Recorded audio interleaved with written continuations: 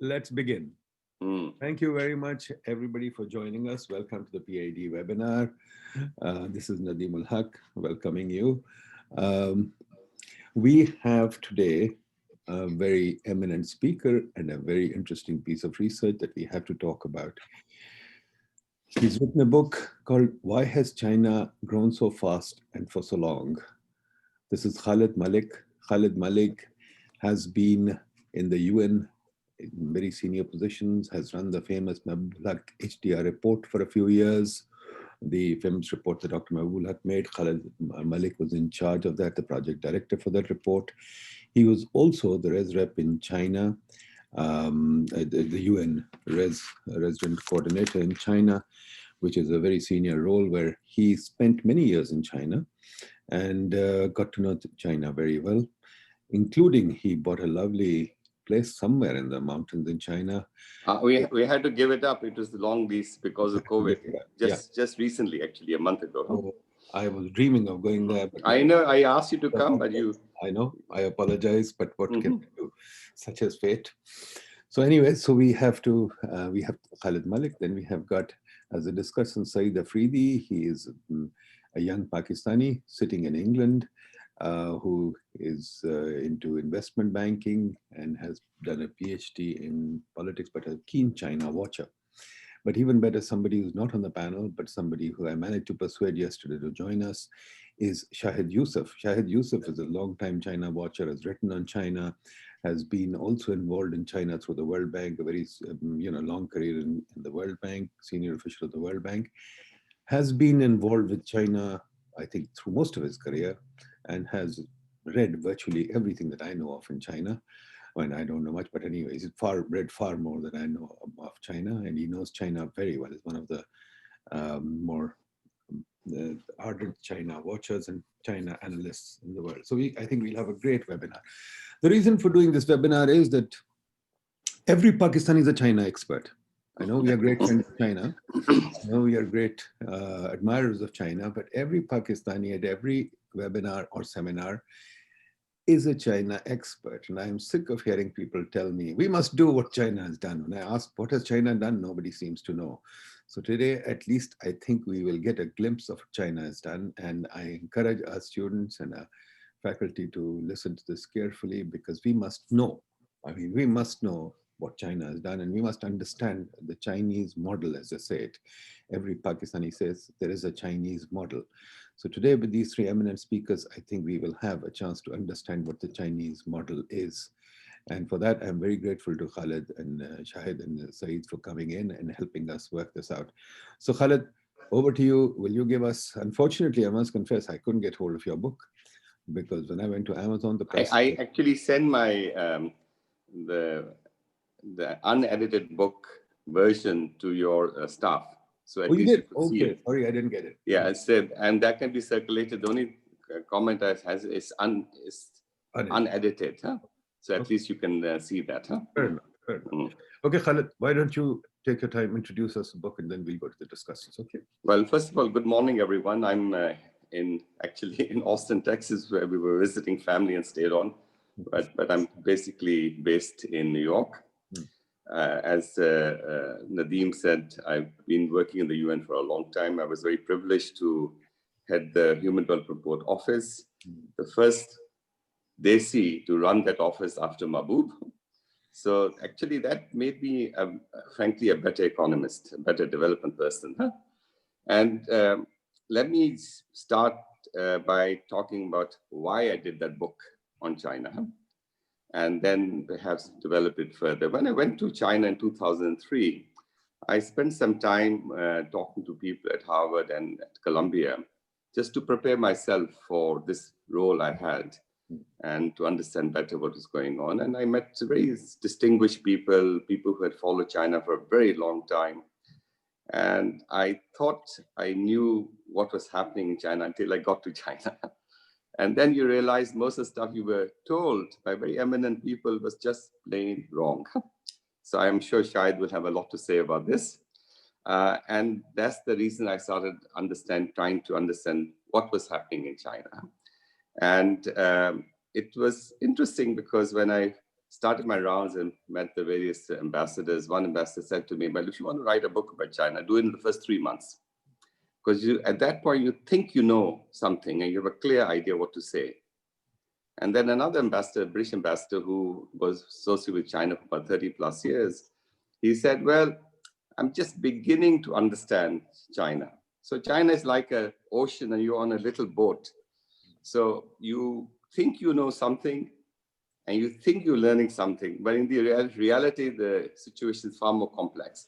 So I'm going to try my best to try to contribute what I think happened in China. And just to let you know, the book was published in 2012. It got translated into Chinese, so it got into the Chinese market last year. And there's an interesting story behind that as well. But what is fascinating is the story itself, what happened in China. You know, the life expectancy of China in the late 40s, immediately after the Second World War, was in the mid 40s, that low.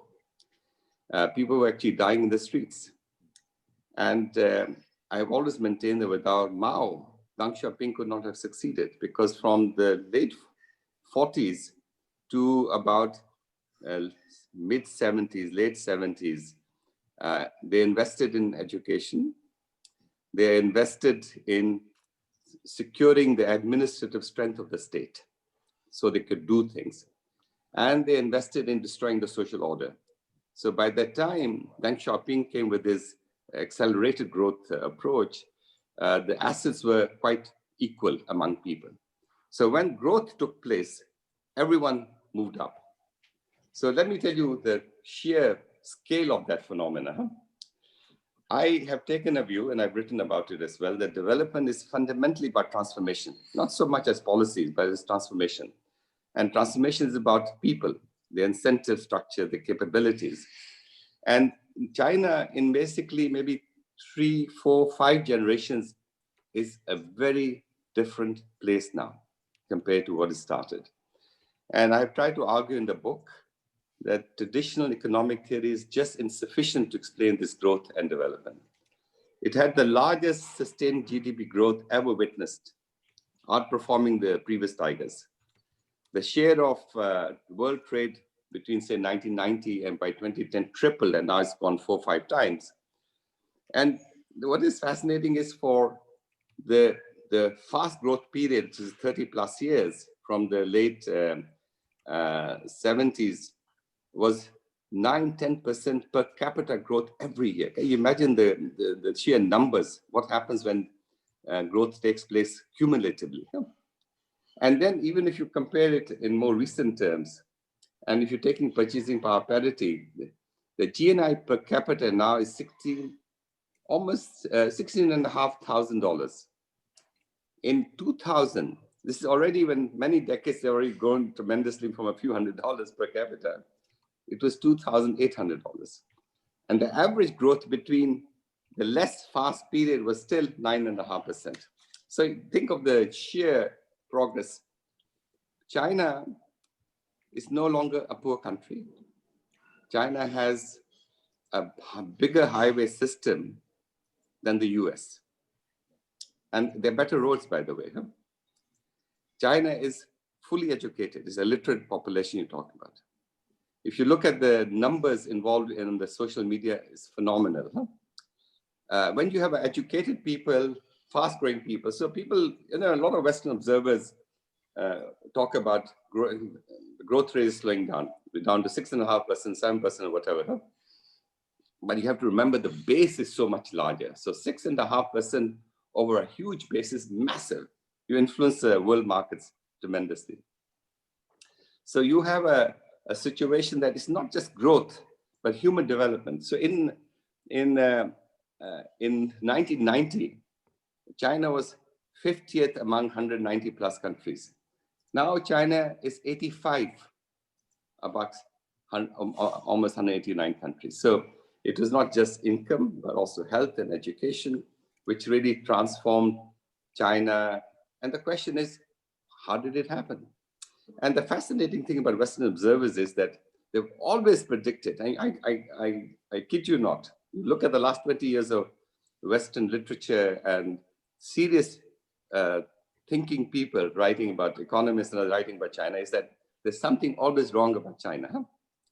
And next year is going to collapse. If you look at the Financial Times, the last 20 years, every article in the Financial Times and talking about China says, well, there's asset bubble, housing is going to all go all over the place, and before you know it, there'll be a slowdown and the whole thing will collapse. Well, they must be doing something right if they keep on going despite all these dire predictions. So even when the crisis happened, the 2007, 2008, I wrote an article for in the newspapers that I thought they were predicting that growth rates will go from 8% down to 2%, 3%. This is the World Bank projections. I said, I don't think this will happen because China is structured very differently. They have administrative levers which they can use to fast or slow down things. China had for a long time a growth target of 8%. It wasn't very mythical. These are, the interesting thing about China is, so until recently, China was run by, Chinese economic policy, development policy was run by engineers, not economists. I hate to say this in front of all these economists who are gathered in this webinar. And they were very simple. They said, look, how much of labor is coming into the labor market? And how many jobs we have to create in order to keep them employed? Because what the Chinese fear most is unstable world, unsettled people's aspirations. So they said, okay, we need to grow by 8% minimum in order to accommodate this increase of labor coming into the labor market. So that was a very simple approach for them. And so we don't need to say too much about how well China has done in relation to others, but look at poverty. When I was, I'll talk about some interesting programs at the very end, but I'll keep it at a macro policy level right now. Poverty rates dramatically dropped from like 20%, well, 15% in 84 was a very low threshold for it, maybe closer to 20%, down to 1%, 0.5% now. They estimate that only 30 million people are still poor, but that's rapidly changing as well. And they're throwing money at it and roads and development, you name it. When the Chinese take on something, they take on something quite profound. So regardless of the measure used, whether you use income measures or the World Bank measures, it's been the most dramatic poverty reduction in known history. Over 700 people have been lifted out of poverty. And that is a huge gain. I called, I had a lunch with all the leading newspaper article producers like New York Times, the Washington Post, and International Herald Tribune to lunch at our residence.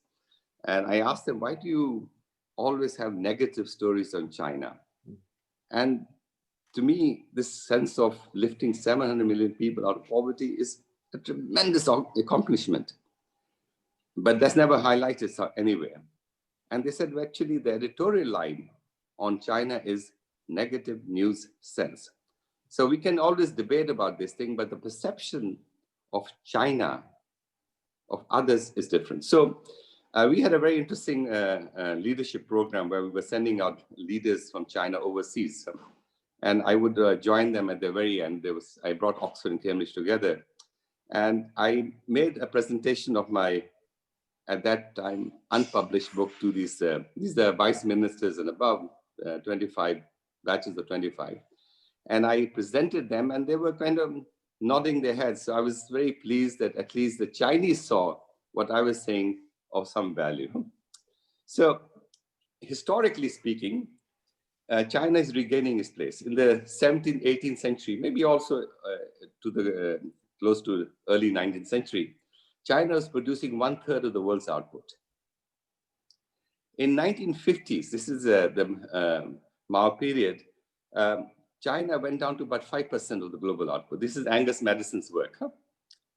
And we are now beginning to get back where China is 15, 16, 17%, depending again, these are all purchasing power parity kind of estimates, how you judge these things. So you're getting, there's a value of the size of the population, but it matters only if you increase their income levels and of course their development levels.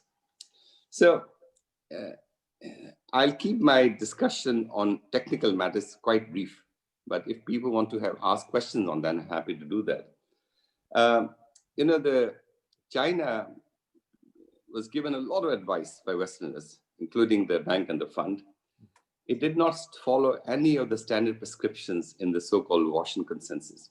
And I remember when there was a big event in Shanghai in 2000, if I remember correctly, 8, was it? On a global conference. And I was with Jim Wolfenson, and he actually said, look, let's not talk about the Washington Consensus, is dead. But Jim was able to see it in that way, but the Washington Consensus has still kept us going in many ways. Privatization, liberalization, market pricing are all seen as key to accelerating growth. But none of these things are really followed. Because the neoclassical thinking relies on what is called factor allocation. They shift the surplus labor out of agriculture to higher productivity. Industrial sector, large pool of labor keeps wages low, and the return to capital investment high. All these are, but many other countries had similar conditions. So why didn't they grow as fast? So that's the real thing. And I briefly cover that TFP models, the total factor productivity models in the book. And the thing about TFP is that I've said is a concept in search of a theory. Why? Because it's a residual. No one has been able to explain it. So it's eye of the beholder. You say whatever you want to say, and that's where it is.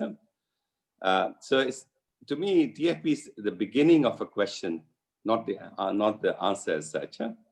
So I basically focus on ownership, capacities, and policies. And Deng Xiaoping made a couple of very profound issues. He gave an interview to an American journalist, and he actually praised the Cultural Revolution. And the guy was a bit taken aback. Said, "Why are you doing that?" He said, "Well, because for 10 years we suffered. And therefore, every person in China realized something different had to be done. So there was an understanding reform was necessary and possible. And therefore, we were able to move the reform needle forward. And maybe based on what I see on the PIDE web discussions, and some of you are more active than others, I see that there's a lot of built up worry and concern about Pakistan as well. And then I also talk about capacities, because to me, capabilities are the root to that. So in some ways, social policy becomes far more important than economic policy. Why? Because health, education, social cohesion, all those things are so profoundly important, because they enhance your agency, and you're able to do much more with what you have. And if you allow for other barriers to fall in terms of entry to market and others, many things are possible. I also talk about policies, and I'll come back to that. Because in some ways, you have to align your policies to what you're doing on the social side. So how was transformation happening in China? First, long-term commitment to reform and development. Actually, Deng Xiaoping only changed the method, but the objectives of Mao was still the same, what they call the 4 modernizations. This is a very clear idea that he just changed the way to go about dealing with it. And that was also profoundly important. There's clarity about the end, while the means are flexible. And unfortunately, this has to be a national commitment. It's not a one-party commitment. Everyone must feel we want to develop, and in 20, 30 years, that's what we want to do, because development takes time. Transformation takes time. And you cannot do it on a short-term basis. Second was what they call pragmatic gradualism. You allow the process to take time. Transformation has to go deep, and it cannot happen overnight. Deng Xiaoping had this famous saying, and one of you had commented on that: you cross the stream by feeling the stones. And what he meant by that was that from that point onwards, China has never undertaken macro policies in one go. They have never said, do it, this is the macro policy, and do it. They always experimented. The value of the UN, frankly, was not neither the UN and the bank had much to do with direction and strategy. The China was in charge. You have to be very clear. Capacity starts with your own internal sense of I am in charge. But we partnered with them on experimenting. And I can highlight a couple of those interesting experiments. So you have to allow the process to take time. The third key feature was institutions have to be strong, but they have to change to meet reform needs. Deng Xiaoping fundamentally restructured the bureaucracy as a foundation for reform. In 3 or 4 years, from 82 to 84, he replaced 60 to 70% of the mayors and section chiefs with people who had degrees and were more modern. You cannot have reform undertaken by people who don't believe in it. It's a very simple idea. And the fourth is provision of key capital goods, public goods. You have to invest in public infrastructure to open markets. The Chinese idea was connect the farmer to the market. And this is why you'll be amazed the scale of these things. And I can go into much more details about monetary policy and fiscal policy. For instance, on monetary policy, and this may be something of an interest to Nadine given his IMF pedigree, interest exchange rate was deliberately kept undervalued. Why? One very simple reason. Because when you export, your margins are very small. The minute you change a little bit, and this is the things you have to do in order to develop. So there was no predetermined blueprint for reform. The elites, the people who ran China were very clear. They were pro-development because they realized that if living standards don't improve, they're out of business. The Communist Party will lose control over China. That was very clear in their mind. And the people I met, whether senior leaders to ministers and others, were also saw themselves as development soldiers. There's a task and we must do something about it. And they worked bloody hard. And I'll come back to the bureaucracy issue because I know that's a big concern for people. And they felt neither should they go socialism, nor should they go all private sector. They want to do a middle path, and they call it formally a socialist market economy. And another fascinating thing about China is that, Beijing may seem to be very powerful, but it is half powerful. The provinces, which are 80 million, 90, 100 million people, have a lot of authority, a lot of ability to do things differently. So it's not just a recent phenomenon, it's a phenomenon from the emperors. They say that emperor, Beijing is far, the sky is far, but we know where we are. So it's very interesting. And then, so there was strong ownership for reform at the local and provincial levels. That was very much part of the strategy to make certain that reform was not centrally directed. It also there was ownership at the grassroots level. And they built constituencies for reform and compensated losers, because reform has people win and people lose. You have to find a way to compensate losers. Otherwise, politically, they slow you down. So I'll just highlight a couple of points here. In terms of long-term vision, they had a clear idea that rather than do a big bang approach, by the way, I was in Uzbekistan as a UN representative a long time ago, and there was a big bang going on in Russia. My friend Jeff Sachs had convinced the Russian government to do that, and it was a disaster. Male mortality rates dropped 10 years in a few years. 10 years went backwards. Uzbekistan, despite the bank and others, and we kind of kept encouraging them, kept it stable. So Uzbekistan has the least drop of income of any of the socialist countries. So they basically said, the basic thinking was, let's grow out of the plan. The plan economy was X percentage of the national economy, and gradually we'll encourage the private sector and essentially grow out of the plan, but we will not destroy that track. So now you have something like 70% of the growth is private sector led, but the 30% remains important. And the 30% is important because they started started making these companies corporations and profit-driven and running as proper companies, as opposed to centrally mandated groups going through political signals. So the economic signals, not just for the 70%, were also being transferred to the 30%. So in terms of capacity, I've tried to argue in the book that human development achievements of the Mao period provided the foundation. And this big incentive, big experimentation which took place in Zhejiang and other provinces where they opened it up to farmers and what they call the household responsibility system. Because the assets were equal, farmers were equal, when the growth took place, everyone benefited. So if you go to Zhejiang province now and you fly over Zhejiang province, you'll be amazed. Every plot has a huge mansion.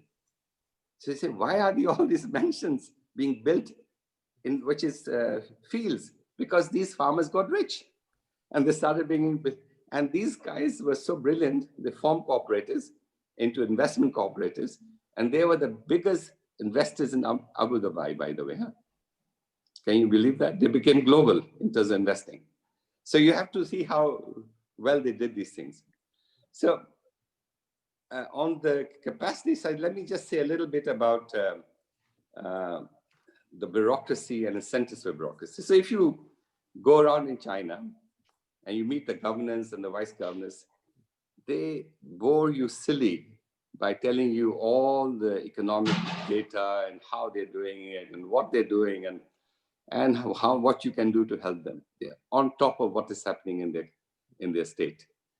And there's a reason for that, because they're judged. We helped develop this performance measurement systems for them. And previously it was growth rates. Then we added health and education and social development. So they knew that if they had any chance of moving up, they had to perform at that level. And most organizational thinkers would say that's a terrible idea to have outcomes determine your future as opposed to outputs, meaning something you are directly responsible for. But outcomes is what they were judged with. If your state was growing fast, you moved up as a potential state leader. And then if the state was lagging, they will bring tested leaders from other states to spend 3 years in the lagging state and get it moving again. The Chinese civil service is one of the most competitive systems you can imagine. There's a very interesting age structure. So at a certain level, they start closing the numbers. So you have to compete to get to the next level. And then you compete again to the next level. So right to the minister level, your automatic retirement, if you're 55, you are director general, that's the end. If you're 60 and vice minister, if you're 65, it goes up to the vice premier level. So you have a system where if you want to move ahead, you have to perform. And this is something, frankly, I would very much encourage Pakistan to look at, because civil service reform, if you do it in a holistic way, it takes decades to show results. But if you want to change behavior, you shift the incentives today for promotions, boy, you'll get a very different outcome. So I had some, in the book, I highlighted some numbers, ministers, governors, mayors, remarkable that between 82 to 84, 3 years, they changed 65 to 70% of the people. Imagine that. Huge kind of, Jeff Sachs did an interesting article about Chinese growth in the, I think in 2001, 2002, if I remember correctly, where they basically did all the analysis and they said, well, there's so many factor imperfections in the Chinese economy. So if they only did that better, they could go faster. But already China was growing at 10% at that time. So, all that is just, I think Joe Stiglitz, who had done a lot of work with jointly, said it right. He said, we have to unlearn what we've been taught. at university. The problem of getting taught as in your classical thinking is that it sticks in your mind because it seems logical, when in reality, it doesn't work. And I like to those who are following the fund and the bank, I am still quite prepared to know countries which have done better if they had followed their advice. The only country they show is Ghana. And Ghana received a lot of capital infusion. So I think there's a bit of an outlier in that way. But even then, Ghana was talking about 6-7% growth rates. So policies did not conform to the Western paradigm. They were very clear about sequencing policy. You know, my own conclusion has been, after a lot of work on this thing, that detailed policies may initially be of secondary importance, because the more fundamental transformations matters more. You know, you may not get your policy mix right, but when you're transforming a society, they will find answers themselves as they move forward, because you are enhancing their capabilities. And now, this is what I said a few years ago, as the institutional framework is refined, getting policy right becomes more important. You see what I'm trying to say? The big bang has to be transformation driven, and then you fine tune it as you go along. I'll give you an example of the State Planning Commission. The State Planning Commission was very much like the Gosplan approach, the Soviet Union style. But they realized they could not manage the country or complexity of China. And they changed it to become a National Reform and Development Commission, very consciously, because they felt that at each stage of development, you need to reform. So reform is never, you do it now and you rest. It's a continuing exercise, because challenges keep changing. So I know that population growth rate has been controversial, but there's a value, there's a plus and a minus to it. I'm happy to talk about it. I know also that there's been, in the last decade at least, a rise in inequality in China, and there have been issues of rural-urban gaps. Migrant workers have not been as protected in terms of rights, which is something we had worked on, and I think there may some you know, I became, we set up a social reform forum, and I and the Minister of Labor were co-chairs of that. And what fascinated me is that once China takes a decision, and after some while we convinced them that pensions and social security is a right, not for different groups of people, they took it and they ran with it. See, what some of the later work I did with the Human Development Report shows that you can do these things at much lower level of income, as is the case in many countries. So you have, there are some challenges about the poor, and the fiscal burden is uneven in terms of different levels. For instance, if you, Shanghai is like a, you know, if you take the Shanghai per capita incomes and levels, it ranks higher than Portugal. But if you take Gansu, which is a poor thing, so there's an imbalance in that sense. And if you look at the fiscal burden, so per capita expenditure on children is very different in the two provinces.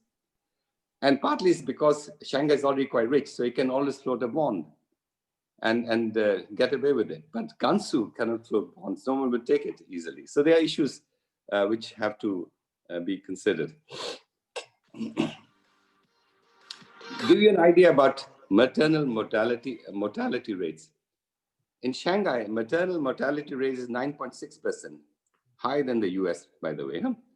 In Guizhou, it's 100. So still, there be these large lags.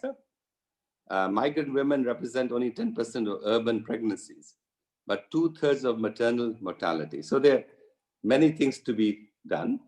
So would China keep on growing in the future? My answer is simple. Answer is yes. They have deliberately taken the decision to peg it at 6.5%, 7% now. Why? Because many inefficiencies still need to be addressed. New institutions have to be created. You have to unify the rural and urban economies. They are thinking of making 300 million people in the rural areas into urban islands. And that will be the largest managed population transfer in history. Over 20 years, they plan to do that. And given the strong economic fundamentals that have evolved, and if this realignment works well, this may be only the beginning.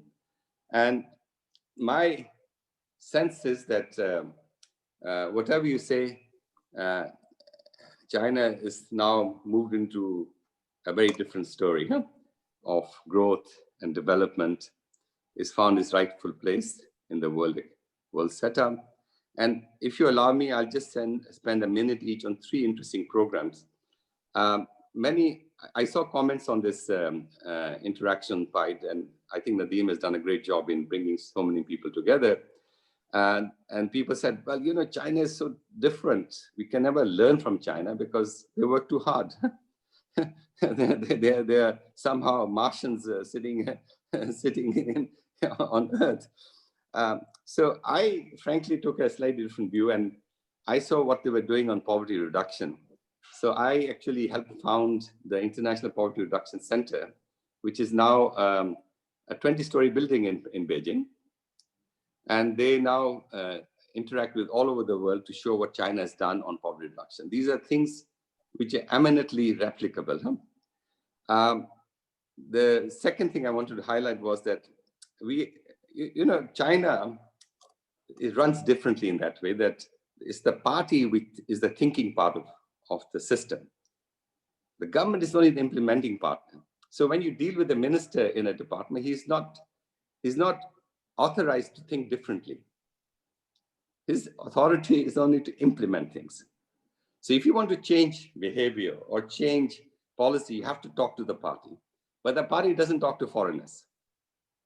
So it reminds me of the old Ming Dynasty Forbidden City thing, where the assistant to the assistant and finally the doorkeeper would receive the ambassador and take the paper all the way back to the state councillor.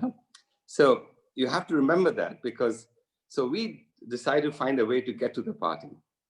And we finally got through to them. It's a very interesting, and I even encourage them to interact with Pakistan. Those who've been, I know the frustration building up in this website. We tried very hard to bring Pakistan in, but Pakistan is very reluctant to be involved in many things. We sent over a 4-year period, 420 leaders overseas, not to study China, but to study how other countries had balanced growth with social development, with the environment, and so on and so forth. And I spent some time with them overseas as well. And I can tell you they worked hard at it. Our people, I hate to say this, if you're a minister in Pakistan, you feel you know everything. So you can only teach others. Whereas the Chinese have a different approach. They're constantly trying to learn things. And I think that was helpful to us, for us to access these people, which is very difficult in China, but also to have them understand what needs to be done. So they can, ultimately China will be for Chinese, but at least they know global experience. And then the third and the final program was fascinating for me. We've been taught that agriculture development should be the responsibility of the Ministry of Agriculture. And then there's a training and T&B system, they call it. You train and then you educate people and improve varieties and stuff. But the Ministry of Science and Technology came to see me. And first I hesitated, to be honest, because I didn't want to create problems with the government and things like that. And they said, why don't you partner with us? Because we have spare capacity among our scientists in universities. And we have farmers who want to do better and could do better. Can we not combine them somehow?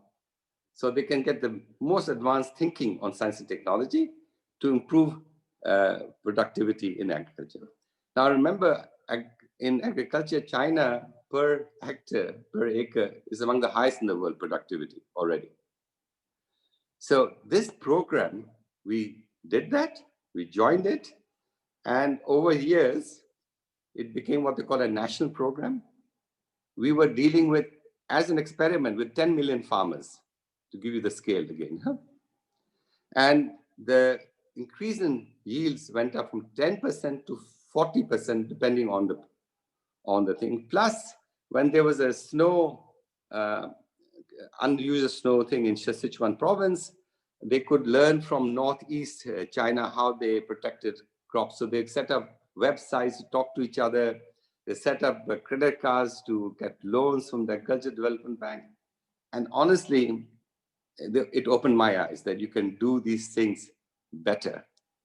So that has now become a national program. I mean, it's no longer a pilot, it's spread all over China. So it shows that what is possible, because they're very committed to, once they take on something, to actually making it happen.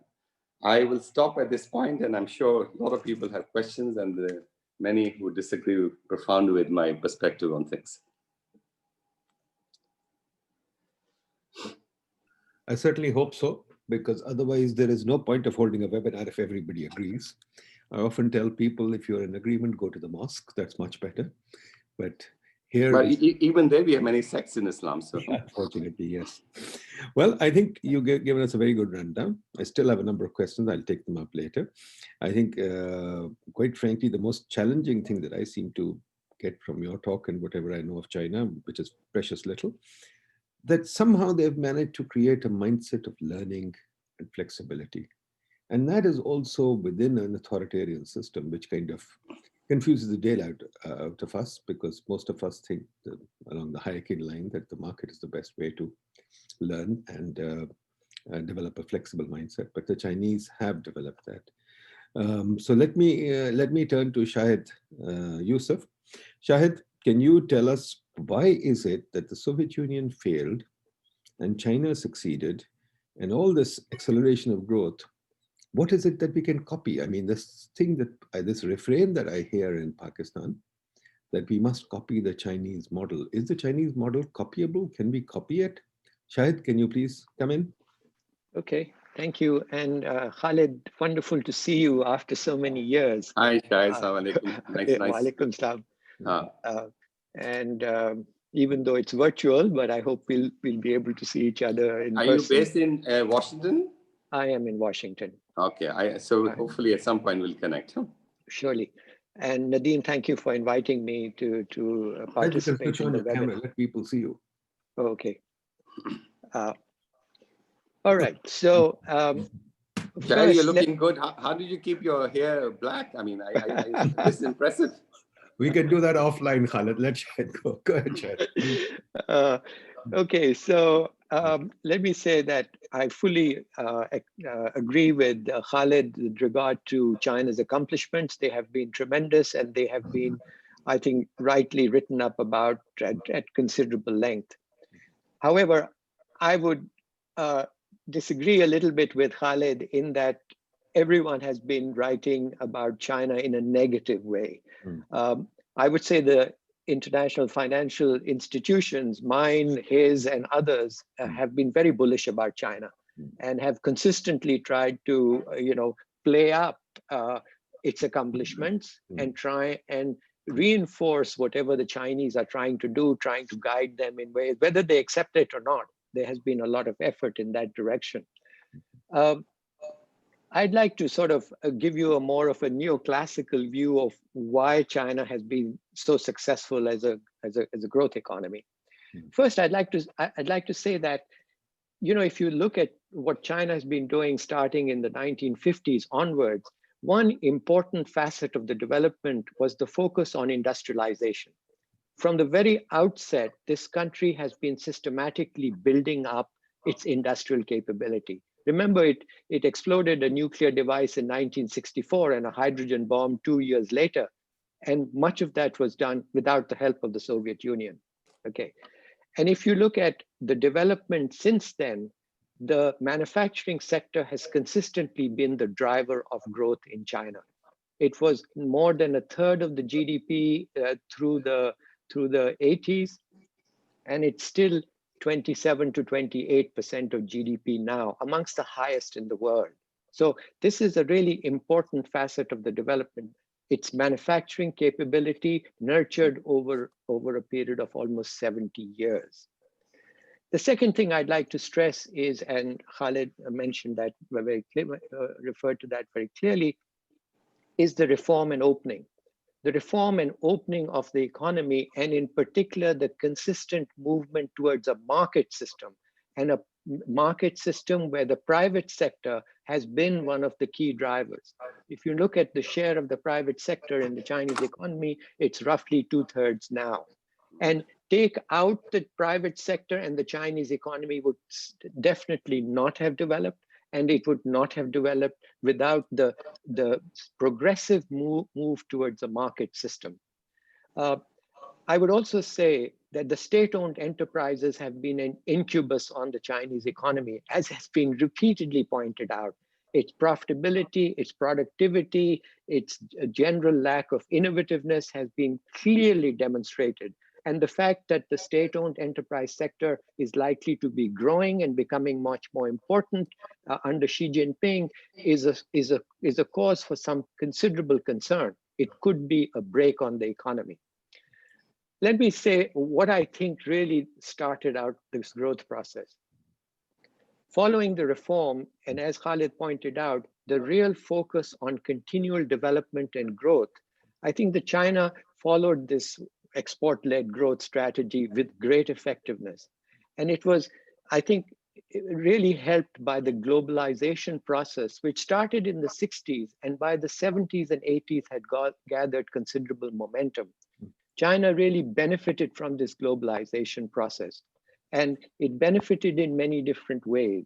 First, there was this question of openness of other economies to China's exports. Secondly, China attracted a very large volume of foreign direct investment and continues to attract a lot of investment even now. That helped it develop and modernize its industrial sector. Secondly, that also led to a big transfer of ideas into China, transfer of technology of both the soft and the hard kind. That was absolutely critical to making China's industrial economy into a success story.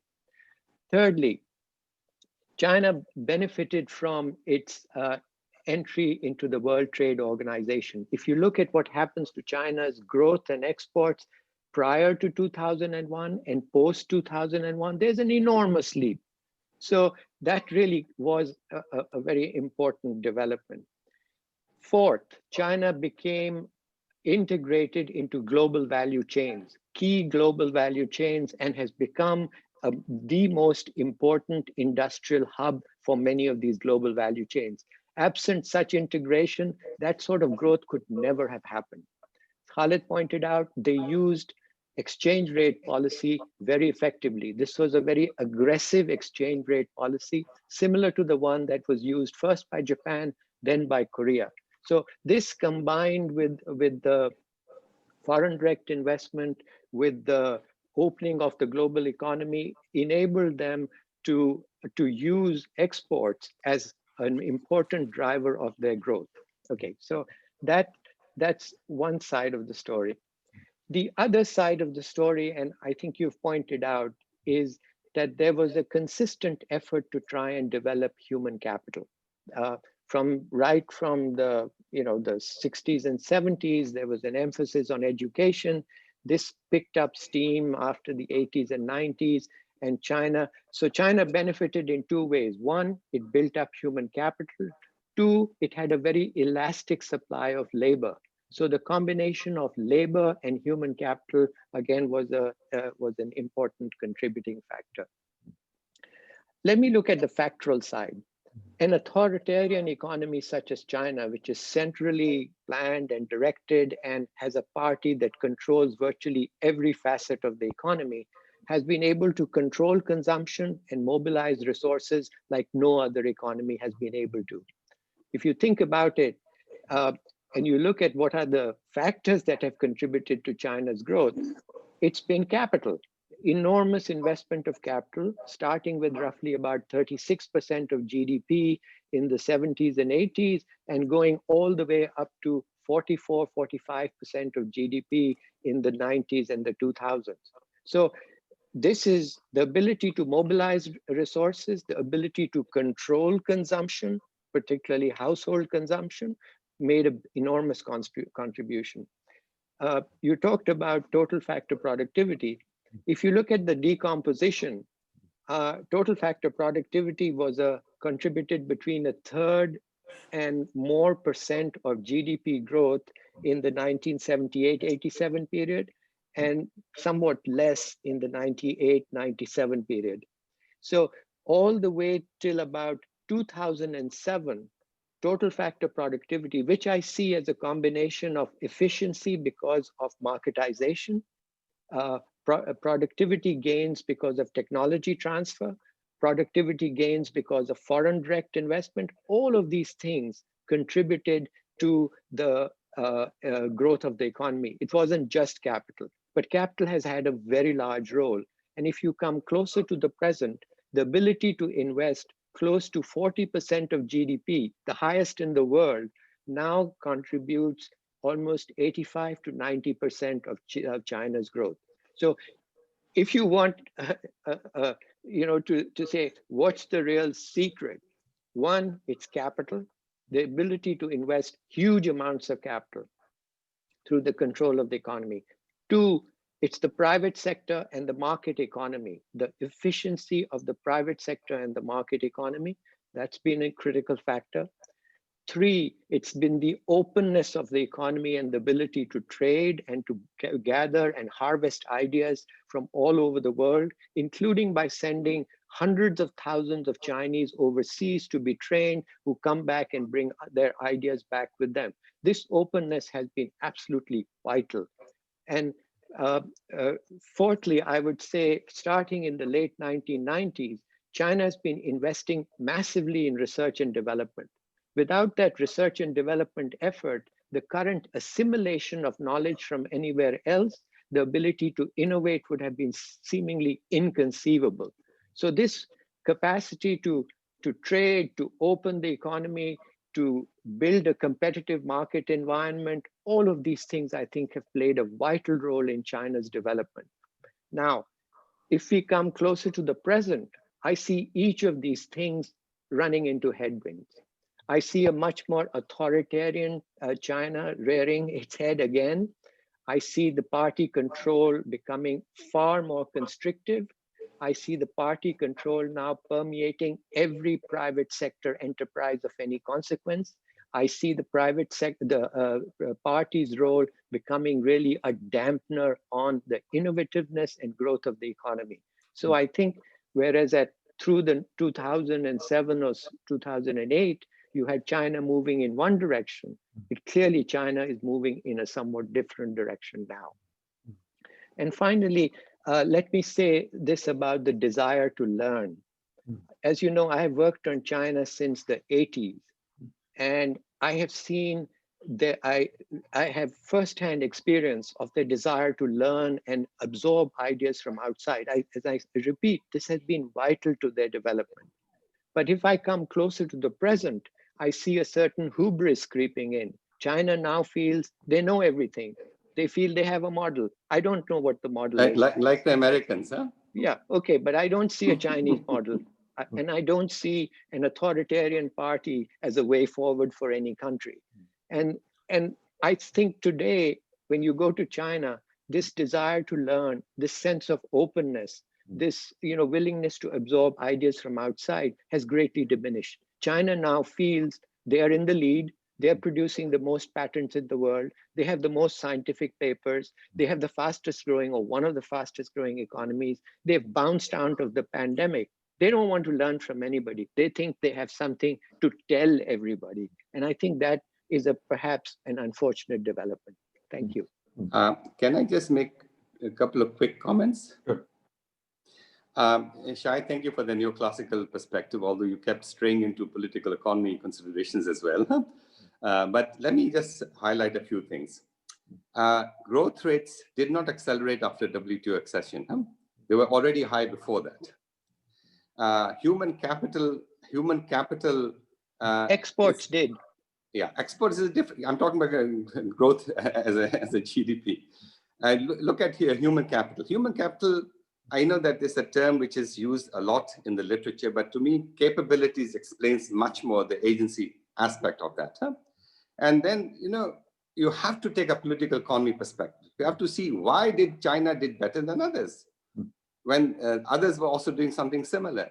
And the fundamental issue really is that the elites, the people running China, felt that they had to develop, otherwise they will lose their dominant position.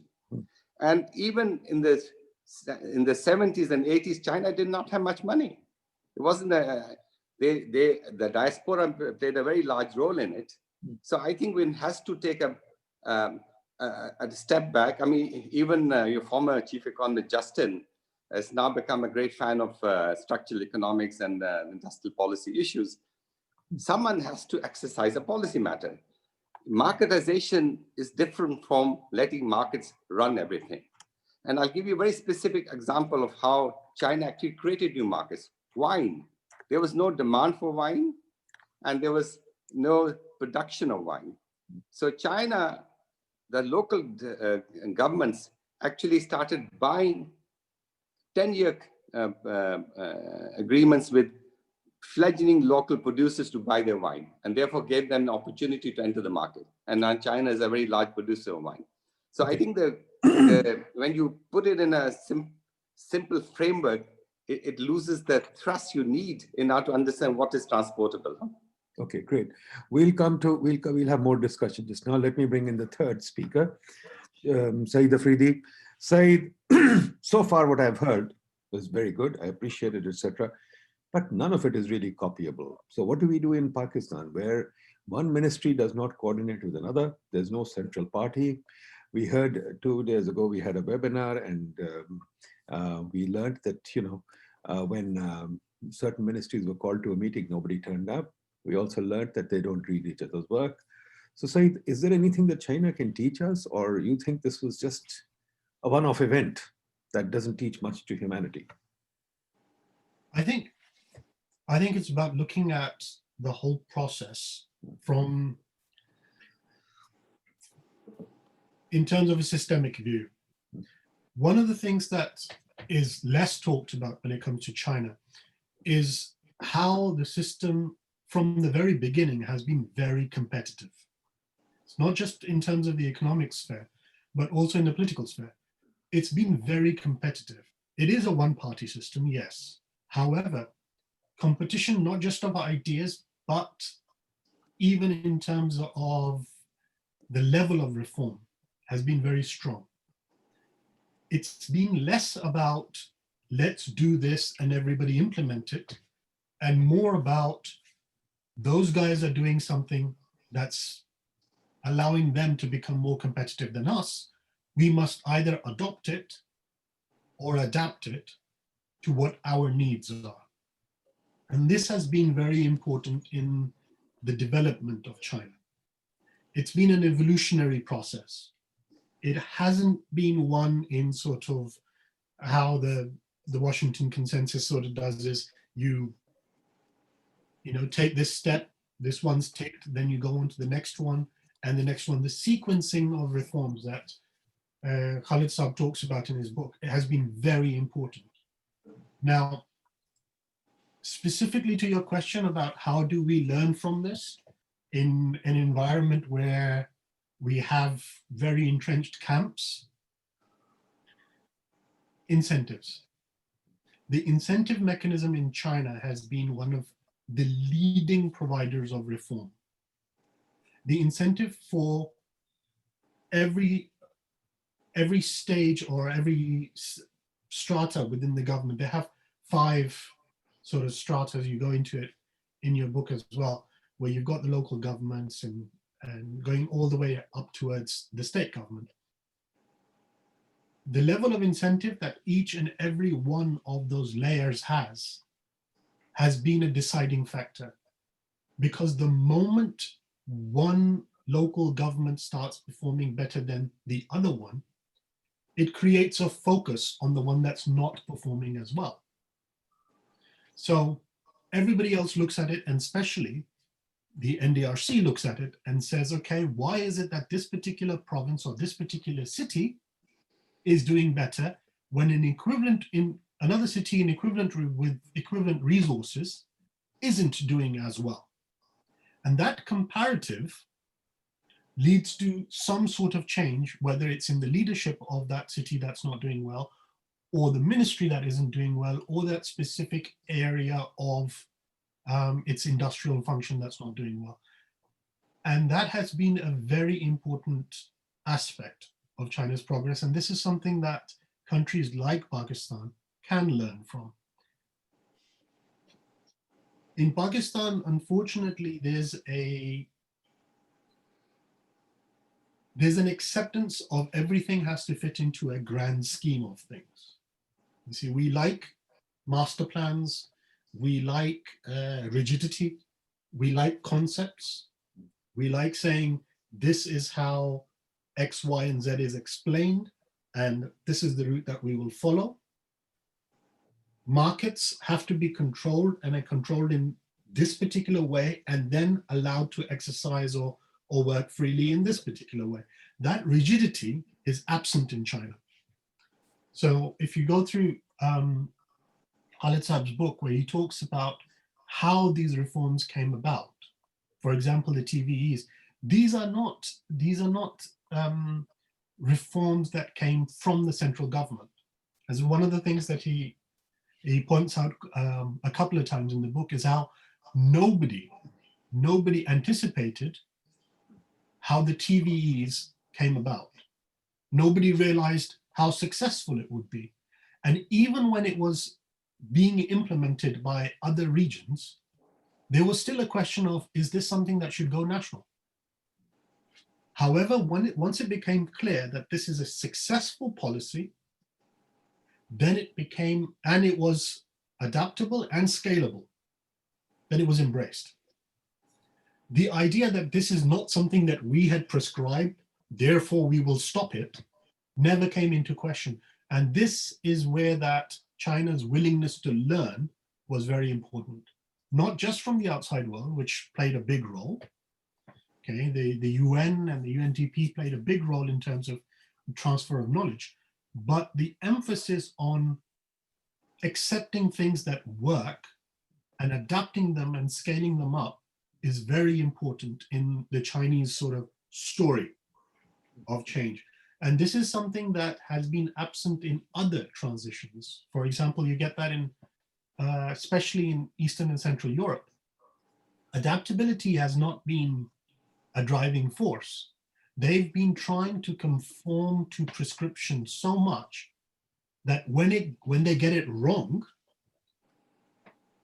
they don't turn back and say, okay, we've got this wrong. Let's try and see where the errors were. It's been almost in every single case, it's been, we've got this wrong. We didn't implement it properly. The frame, the plan is consistent. It's fine. It should have worked. If it hasn't worked, it's because of implementation.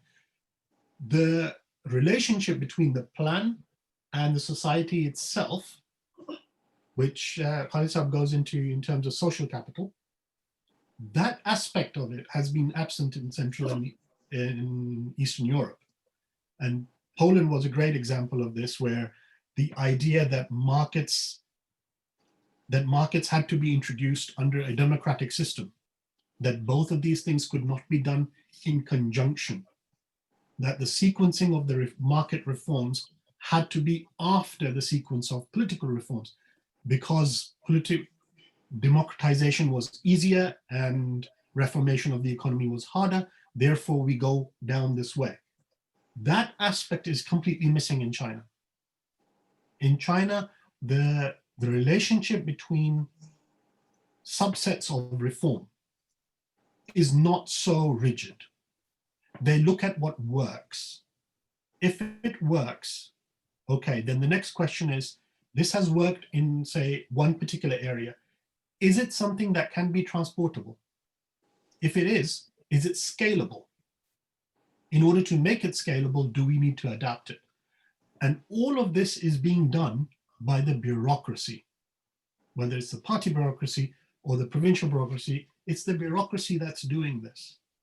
And that is another aspect that's missing in so many other countries, where the bureaucracy is neither proactive in most countries, and nor is it willing to adapt. And that aspect is very important in China and missing in countries like Pakistan, where the bureaucracy is more willing to stamp out anything that doesn't follow a prescribed plan, rather than look at whether or not it works. And if it does work, should we then adapt it? And this is where incentives come in. One of the key aspects of China's reform has been incentives. The way the bureaucracy, the way the local leadership not only owns reform, but has managed to make sure that reform, the incentives encourage reform. That is a key aspect. And that is one of the deciding factors for why Chinese provinces are willing to adapt policies that have worked in another province. And in many cases, then you have a little bit of a tussle between the province and the central government, where if that province isn't in a particular region or isn't in a particular bracket, it then wants to argue its case to be allowed either by an exception or changed into a particular category so that they can do this. And this is, going back to Nadeem Ulaq Saab's question, this is the key thing. If your bureaucracy is not competitive, if the incentives do not encourage your bureaucracy to implement ideas that work, then you will end up with situations where you'll have a meeting and half the people not turn up, because whether or not they progress in their career is not linked to whether or not they perform in their job. And that's very important.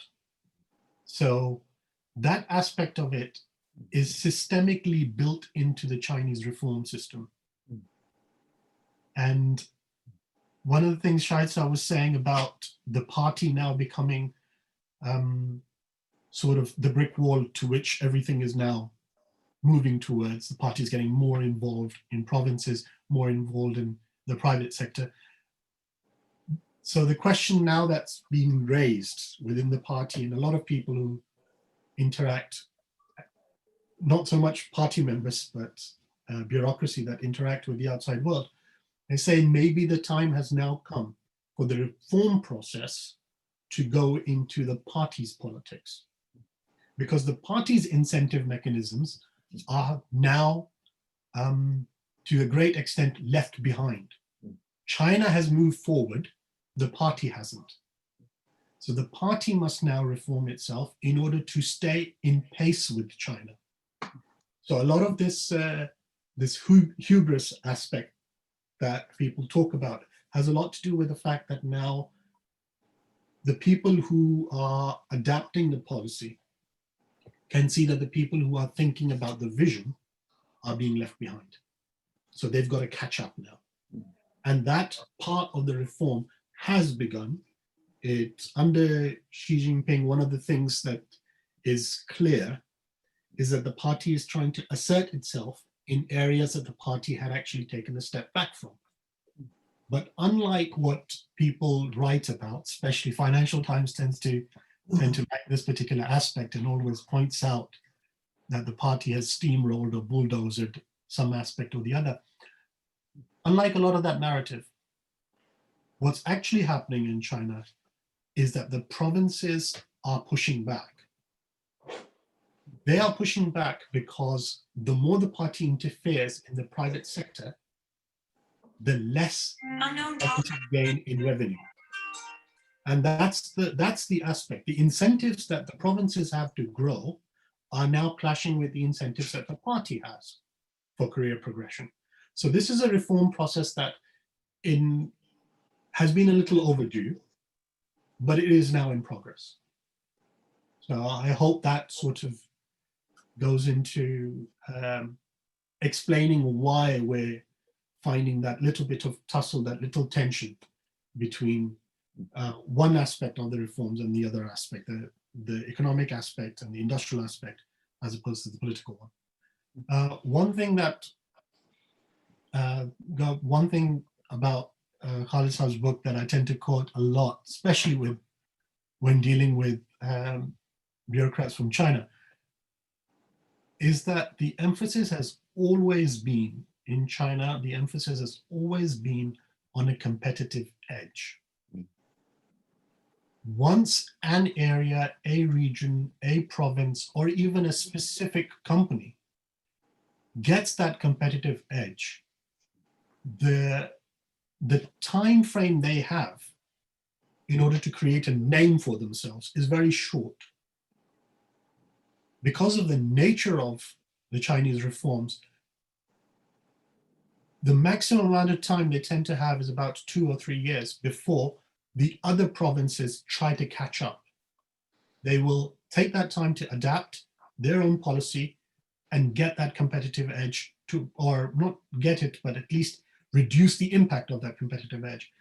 And what that tends to do is turn bureaucrats into less into people who are implementing things and more into people who are thinking about how they can better implement things compared to what they've done before.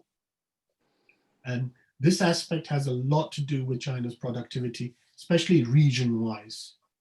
So this willingness to catch up with anybody who's going ahead or getting ahead of them, of that particular area or that particular province, that willingness is also very important, and it gets written less about. But it forms the backbone of why these reforms have been very successful over a period of time, even though they've gone through different stages with sort of all the way from Deng, Hu Jintao to Xi Jinping. With every stage where the emphasis, the vision has changed or has been adapted at the top, at the lowest level of government, the way they have then taken it up and run with it and tried to improve it, that has had a very important effect on the feedback loop that exists between those who are coming up with the visions of where China should be heading and those who are actually doing the work at the bottom and implementing the reforms and the ideas. This feedback loop has been very important, and that tends to be missing in a lot of other countries that go into reforms. One of the important aspects of this has been an unwillingness to let anybody else apart from themselves be in control. They do not like a situation where somebody comes up and says, if you do X, Y, and Z, you will do better. We will lead you.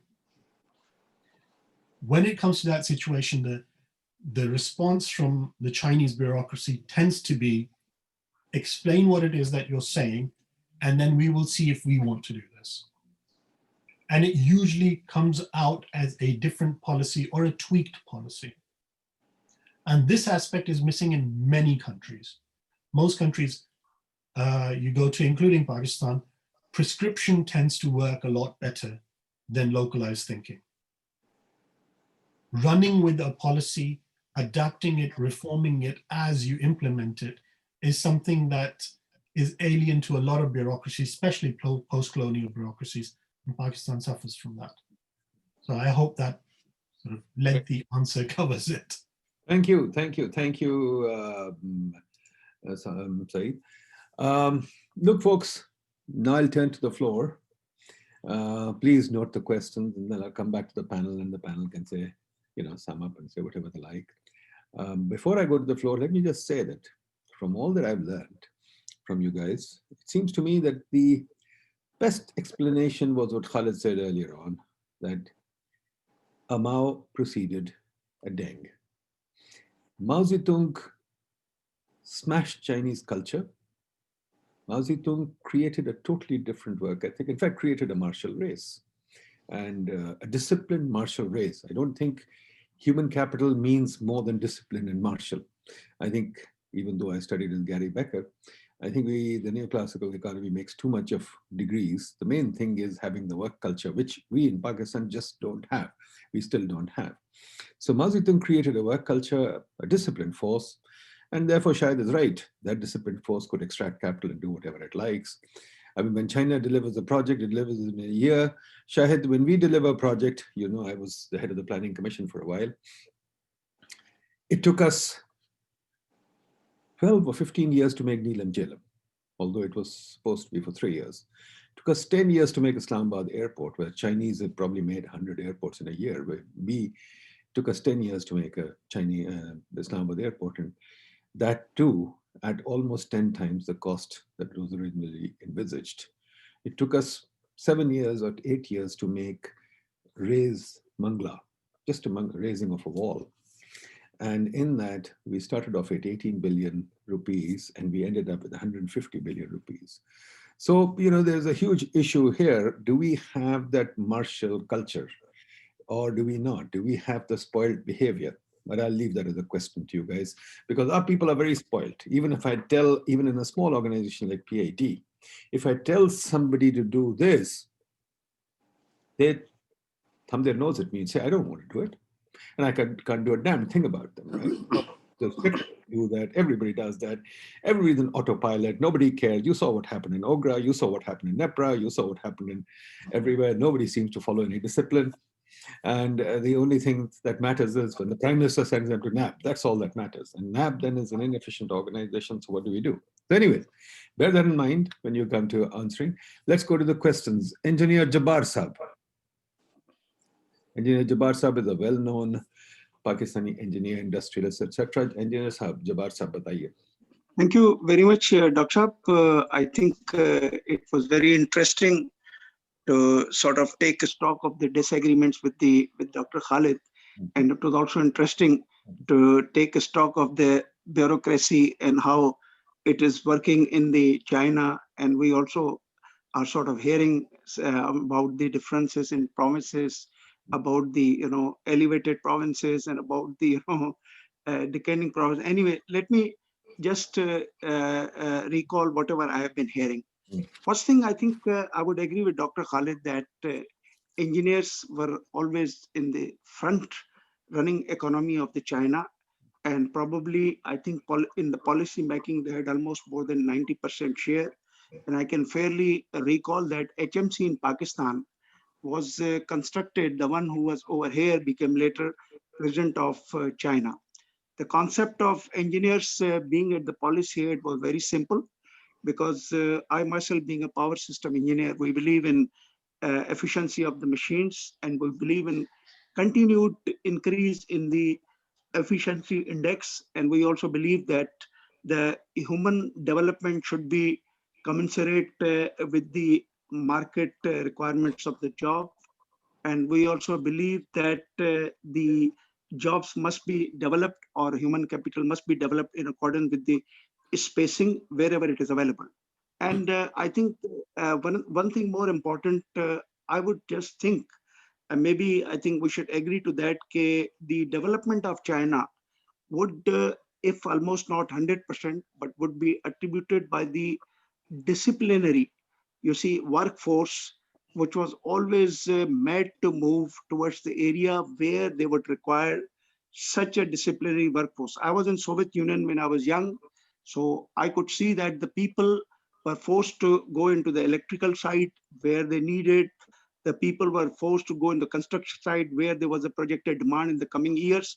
So this way the human capital was being developed, and they were under the discipline to also obey where they have to work. And probably that was also the root cause of Soviet Union, which also was an empire, And China also under these rules also developed.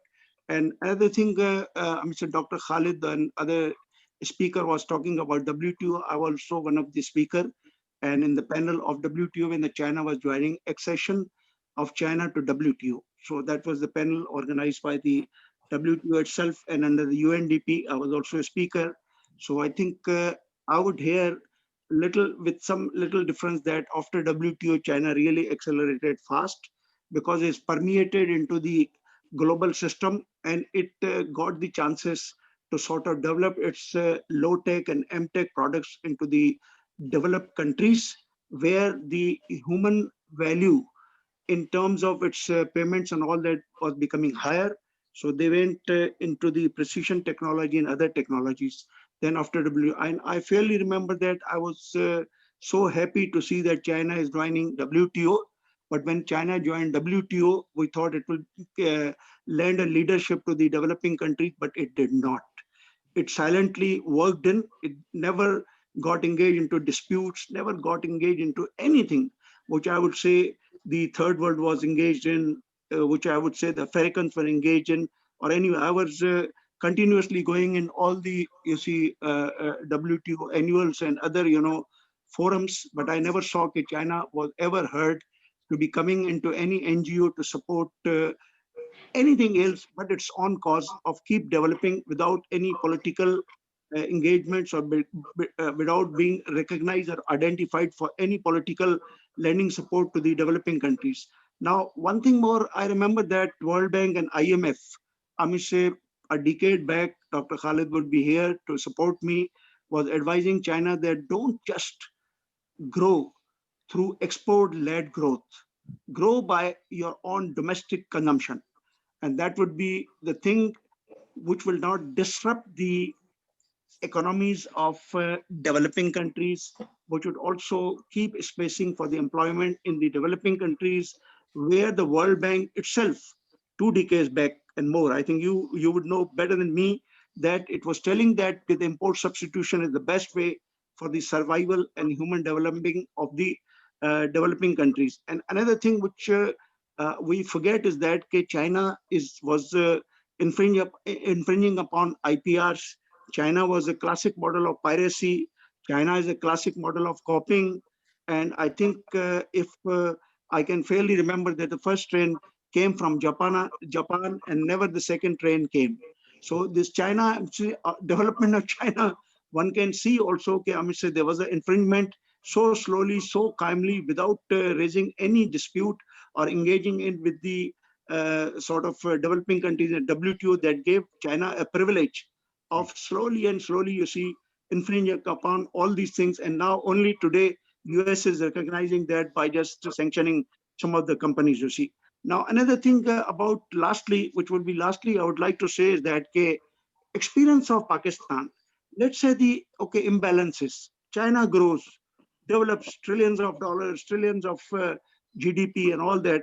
But then wherever it is moving with investment, wherever it would sort of try to manifest the role of being friends, it should be in real sense. I've been always complaining in Pakistan, look, the Soviet model in 1974, 5 and in sort of 85, bringing up the Pakistan steel mill was that, I remember I was in the first batch of Pakistan steel mill during 73, 74, was a very simple one. Train the people, educate the people before the plant start production or before the plant goes into the final stages of construction. So people were ready, only few Soviets were there, they were working. And this way they developed our human resource, and human resource was so much capable that it was running the industry in terms of capital repairs, if not first category, then at least in the second category. Now China is coming to the Chinese model, you see. Chinese have exported power plants, very expensive in terms of capex values of region, in terms of capex value of globe. Okay, now I'm coming to the other part. You know, in Pakistan, we have a system wherein we do not allow import of goods at concessionary rate or with exemption, which are being produced locally. But Chinese force Pakistan to sort of issue the custom general order, to issue legislative amendments in the custom tax, that regardless of anything which is being locally produced, the Chinese will be exempted. And then on the human development side, when your power plants were being developed, I remember in Punjab, people made a strike that they don't employ us. And Chinese had a very simple reason, that they are not the type of labor, they are not the type of technician who can go in terms of our modeling of construction. So I would say, let's say if this is the model which is having any spillover effect, I don't see anything except that China is improving its own economy at the cost of our depreciation of the economy. So that is also not fair.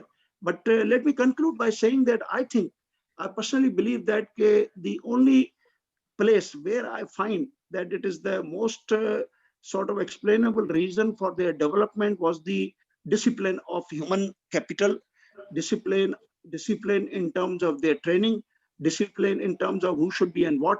Why in Pakistan we don't have. Now, finally, if you allow me, Dr. Saab, I will talk about the bureaucracy of Pakistan. We have been holding webinars with your assistance, and I think we have talked a lot. In Pakistan, the one who's atheist, he becomes a secretary of Ministry of Religious Affairs because he comes from a certain group. The one who never was involved in games, even never played hockey, never played cricket, never played anything, but he becomes also secretary sports. And the one who was just buying the tear gas shells in the interior ministry, the next day he becomes secretary commerce. So I must say, this type of a bureaucracy in Pakistan, what to compare, thanks to the speaker, I must say, he just pointed out certain expectations which maybe we should borrow from him. But I think you know better than me, and we had a very extensive webinars on this issue. So yes, in Pakistan, I think if we are considering what to borrow, first of all, we have to put our system in place. Can we have a professional bureaucracy? I fairly remember in Pakistan, only once upon a time, Mr. Zulfikar Ali Bhutto, he introduced a lateral entry inductions, whereby the professional people, even Dr. Waqar Masood is a product of that lateral entry. So I mean, he was the one who introduced this. I think Dr. Saab, probably, I think our model, if it has to develop, I mean, say in terms of the Chinese bureaucracy, I don't know.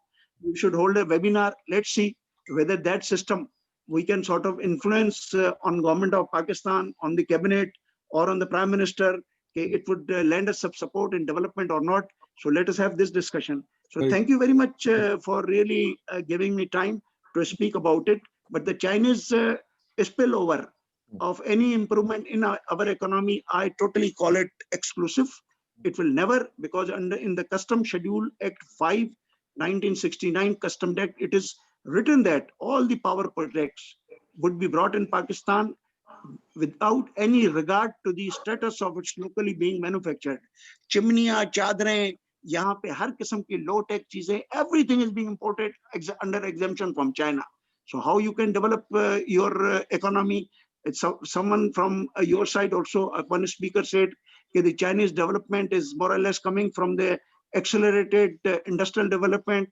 Yes, I believe. But then how we can develop if we don't have even share of 16 to 17%? Let me give you an example.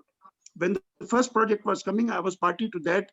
We were just checking how much could be the local component in the lower tech side. And there was 37%. But you know what happened? The Ministry of Energy wrote that no, there will be no component which is required to be manufactured locally with the Chinese import. Everything will come from China. So this how we can develop. We are talking about Chinese, how they fast grew. They grew in a very close system. Only after that. Not their fault. It's our fault. It's not their fault. That's how I fairly agree with you. It is our fault. बिल्कुल ठीक कह रहे हैं आप. What you have said is absolutely correct, and I'm very glad it's a vindication of neoclassical economics. Everybody is out for himself. So China is rightly out for itself. Now, Pakistan, if Pakistan does not have even understanding of what its interests are, if Pakistan does not have even an understanding of where we should go, then quite frankly, we should blame our government. And our government has not constructed for us. This is where the Mao effect comes in, that we got our independence too easily. We were given our independence. We never fought for our independence. And therefore, we maintain Lord Macaulay. We live with Lord Macaulay. Lord Macaulay's system is there. But the Chinese went through a major revolution, disrupted everything, and now they have a different thing. So anyway, let me go on. Zia Bande. Dr. मैं सिर्फ एक आधे minute की और बात करना चाहता हूँ. Let me sensitize your speakers. You see, very recently, I must say, in the year 2020, I must say the senators wanted to know what are the development metrics and the agreement in terms of govt with China. And came the Secretary Maritime and Communication. They said this is the document, but it is secret and we cannot share. So one senator stood up. Look, I'm a senator. I represent the people, and you have the copy, and I should not have a copy even to look at. He said, no, it is a secret document. So that is the way I must say our development goes. We cannot really learn from what is over there in the book, at least to convey to us some teachings. You see. Thank you, Dr. Shah, very much. Thank you very much. Zia Bande sir, Zia Bande of PIDE. Okay. Ji. Okay, Ji. Thank you, Dr. Saab. And I really appreciate all the able speaker. And I really learn things from them. My own Chinese experience is about a year stay there in China. I have established my company, worked there, and came back to Pakistan. I have few questions with Khalid Saab. And Khalid Saab, I just want to understand this hukou system which prevails in China. I need to understand that what role the hukou system has basically played by reducing the labor cost, which contributed for Chinese to become competitive. Okay, one question is this. Second is this, what is the role of the central government in appointing the top leadership? You know that Chinese have 23 provinces, they have municipalities, they have autonomous regions, and they have that dual system also. Dual system means that you have a party secretary who is at the top, and then you have a mayor or the governor who is working below it. So what is the incentive? It means that the party is controlling the whole country with their top leadership. And that top leadership of the province or of the city is not coming from the city or the province. They're mostly appointed from outside who are there and basically ruling that city on behalf of the central government. Third, about the level of social liberties in China. You know that Chinese have a very open society. It means that homosexuality is legal, same-sex marriage is legal. So it means the social liberties are there, the economic liberties are there. Then it is also not true that there is no protest. Chinese have a lot of protests. I mean to say their local level protest. Mostly those protests are pertaining to some land acquisition at the rural side or some rights at the city level, urban side also. So it means that Chinese have not totally closed the lid. They're getting the steam out also. Now, with all these things in place, do you think that there is any space left in China for political mobilization against the Communist Party, who seems to be giving them the enough space also to grow and to satisfy their inner and material demands also? These are the three questions. Thank you, sir. Great. Shahid Mahmood sir of PIDE. Bataiye. Assalamu alaikum. This is Shahid Mahmood, PIDE Research Fellow. Thank you, Dr. Nadeem, and thank you for all the panelists. That was a very enlightening Just not get talk. closer to the mic, speak a little louder. Can you hear me? We can hear you well now. Go ahead. Okay. Thank you to all the panelists. That was a very enlightening presentations and enlightening talk. So I have two brief questions regarding what you said. The first, something that Dr. Nadeem mentioned about the work ethic. And let's be honest, Pakistanis overall, if you look at it, it's a pathetic work ethic. But that's specifically Khalid Saab and then Saeed Afridi Saab mentioned something about the work ethic, and it's pretty strong in China. And I've observed it myself, looking at them working. So my question, my query is, how do you do that in Pakistan? Do you drill that into Pakistanis? Do you whip that into their psyche, or would it be a gradual transformation? What is the way to go about it to change this thing? Now, my second question, and it's an important thing that all of you mentioned, was about the strong local level leadership and how it works in China's favor, how it works in favor of economic growth. In Pakistan, and you know it better than I do, and we've talked about it too, we don't have a good local government system. The people are not just interested. The federal or the provincial government, they just don't seem interested in. But my question is, it's important that you mentioned the capabilities aspect. Even if you have a local government in Pakistan, do you see, in terms of, because capabilities are nothing to talk about, even if we do have a local government in Pakistan and a good system that people, the federal and the provincial government allowed to operate, in the absence of good capabilities, in the absence of a good working ethic or learning abilities, would that be able to deliver results like it did in China? Thank you. Thank you, Ji. Noor Hussain Saab, you've been asking some questions, boliye. Noor Hussain. जी.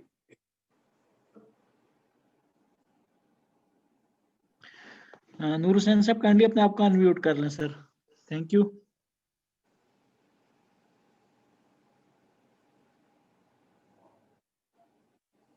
क्यों जी नूर हुसैन साहब? Note चलें फिर Mahwish Mahmood. Mahwish. Yes, sir. Thank you very much for this opportunity.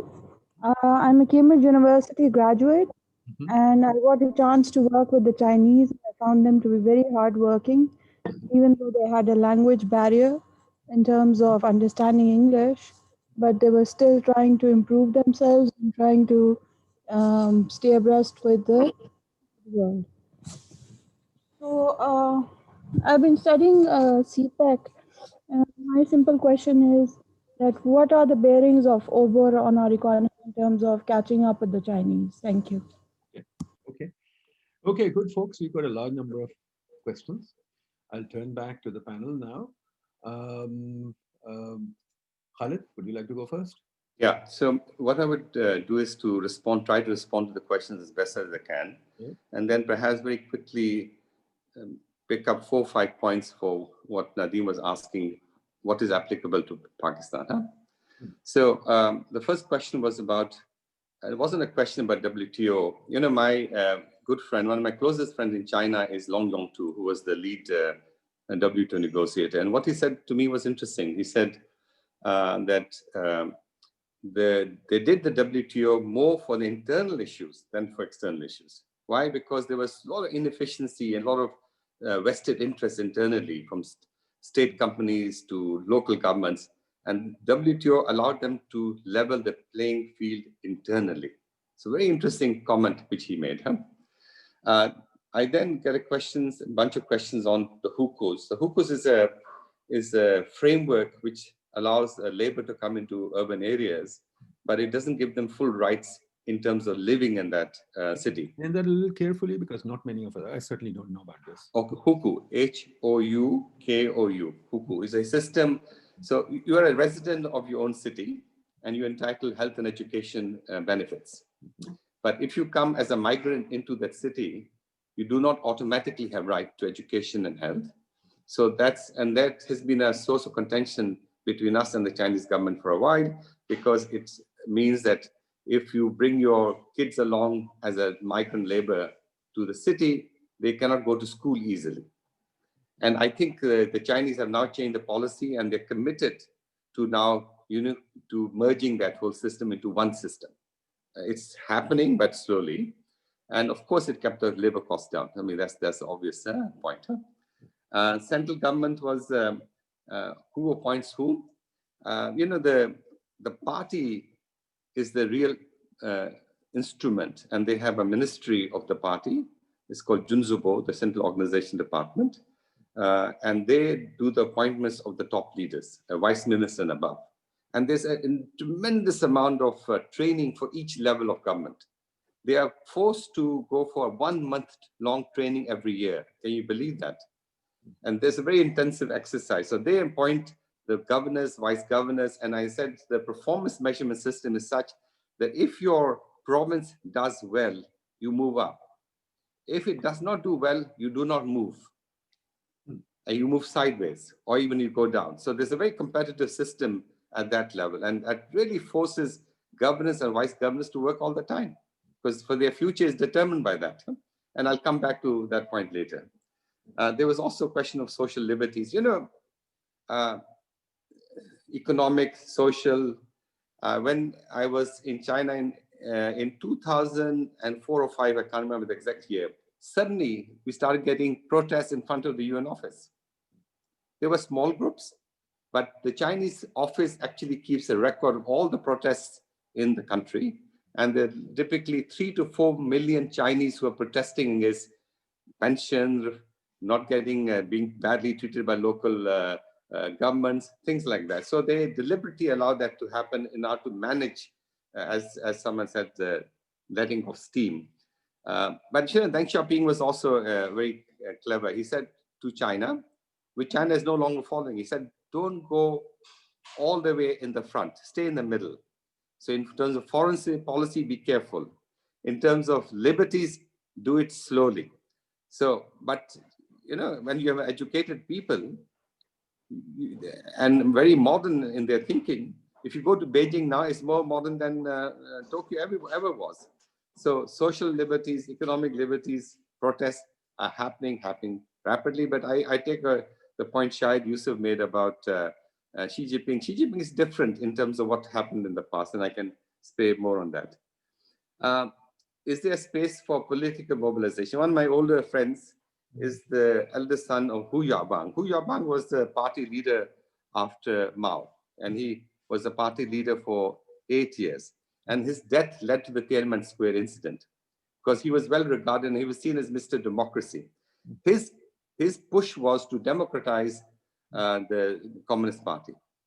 And Xi Jinping and Hu Jintao came out of that whole tradition of the Youth League, which allowed them to think. So his eldest son is a person called Hu Deping, and Hu Deping tried very hard in the beginning period to convince Xi Jinping to also open up the party. I think this will happen, not now, maybe not later, but in the end, when people get educated, you're on the wrong side of history to keep pulling them back. That's my view anyhow. There was also a comment by, I think, Shahid from PIDE, who said, work ethic, how to make people work harder. I must go back to what I said earlier. It's all about incentives. Human beings are amazing. I mean, the Chinese were seen as lazy, disorganized, prone to having a good time. And then they transform because there's a huge amount of energy which is driven by incentives on doing better. And in the end, there was a comment by someone who's at Cambridge, which is my alma mater, by the way, how CPEC is a catch-up with China. You know, I've been very much involved in CPEC. There's an International Advisory Board, and I'm also on the board of that whole process. And to me, it's fascinating how they look at these things. But even that, the Chinese thinking on CPEC is evolving. They're now pushing for infrastructure as sustainable infrastructure. They're now willing to accept public-private partnerships. They're now willing to accept win-win solutions, meaning that not only is good for China, but it should also good for the host country. The problem in Pakistan is what Nadeem said. We need to know what we want. And you know, when I try to argue with the people in Pakistan that, look, you should not negotiate easily with the Chinese. The Chinese are very well prepared when they negotiate. You have to prepare yourself also. You should never accept giving up zero tariff trade. That's the way to destroy your local industry, and that's what happened. And I remember talking to the various leaders in Pakistan at that time, but there was such a political move to get the Chinese on their side, and the Chinese took advantage. But I don't fault them. The fault lies with us much more. I'll just conclude by highlighting the charge which Nadeem gave us in the beginning. How can we take lessons for Pakistan? First, we have to have a long-term shared commitment to reform and change in Pakistan. And you know, Nadeem knows that we are trying to set up a high-level event at the UN. And the whole idea behind that was exactly that let us bring the government and the political parties and let's agree on the 4 or 5 things we can do as a collective leadership in Pakistan. Health, education, universals kind of stuff, which will transform Pakistan quite dramatically. The second thing is incentives, and since Shahid Afridi elaborated on that, I don't need to say more on that, but you know, unless you build in incentives to the bureaucracy, it will not work. You know, I know Ishrat and others are doing a lot of work on reforming the civil service, but even if all those reforms go through, it'll be another decade or 2 decades before you see the result. You can change the behavior now by putting in incentives. Suppose today you have deputy commissioners being judged by how well their Zilla or Tahsil is moving. It'll be a revolution. They will hate it, by the way. They would not like it because no one wants to be held accountable on performance.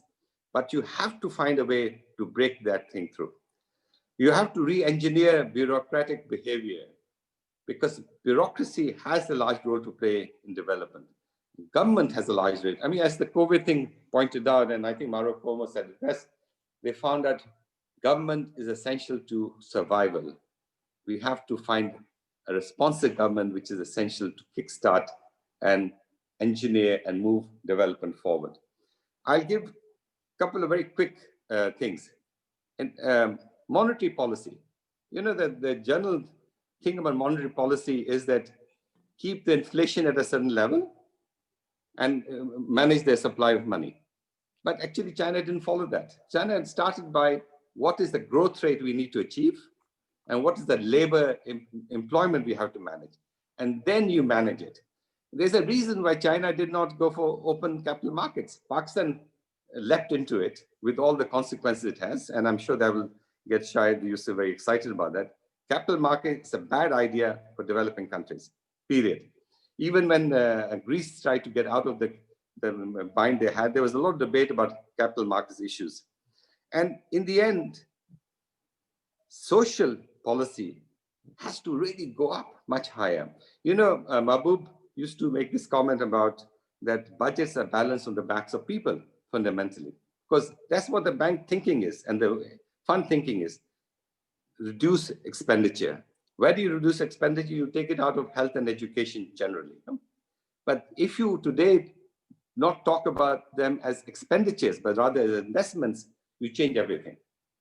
Take social expenditures as social investments, because that's what you need to transform society. And even if how you manage foreign direct investment. China got to 60, 70, 80 billion a year foreign direct investment. There was a catch to it. They made certain that there were strong domestic technology transfer requirements. No foreign investment is allowed without that provision. And that's what we need to do. We cannot open up things and not think of creating local capacity, manufacturing or otherwise. And final point, you compare East Punjab with West Punjab in terms of land productivity. At the time of independence, land productivity in West Punjab, which is Pakistan now, was higher than East Punjab. But East Punjab then went through dramatic land reforms and a whole bunch of other things which associated. And now we have a situation, land productivity in East Punjab is 2 to 3 times higher than West Punjab. Same land, same people, but social conditions were quite different. And I'll stop. Thank you for this opportunity, Nadeem, to talk to people on China. As I said, it is an ocean and we are a very small boat on it. Thank you, Khalid. I mean, PIDE is committed to discussing all Pakistani research that wherever we can find it and learning from wherever we can. I think that's our commitment to openness. We must be open, we must learn. So that's very important. So thank you for giving us your time and we will ask more of you people. Shahid, would you like to say something on the discussion so far? Sure, thank you, Nadeem. Let me start by saying that, when I first started working on China in the 80s, 70% nearly of the economy was state-controlled, state-owned, run by the state-owned enterprises. And I must have visited scores of these state-owned enterprises, the large ones, the small ones. And what struck you most was the absence of any work ethic. These places were completely moribund. There was no evidence of any dynamism of any kind in these places. It was pretty disheartening to watch them. And you didn't feel that China had any hope as long as this kind of system remained in place. It was highly bureaucratized. It was highly controlled. It had just emerged from the Cultural Revolution. There were a lot of scars from that. Okay. How did things change? The things changed, as I said, because they actually relaxed these controls. They relaxed these controls step by step, but they greatly relaxed them. They allowed market incentives to prevail, and those market incentives then galvanized the society and made possible what somebody mentioned, the township and village enterprises. These were never ordained by the center.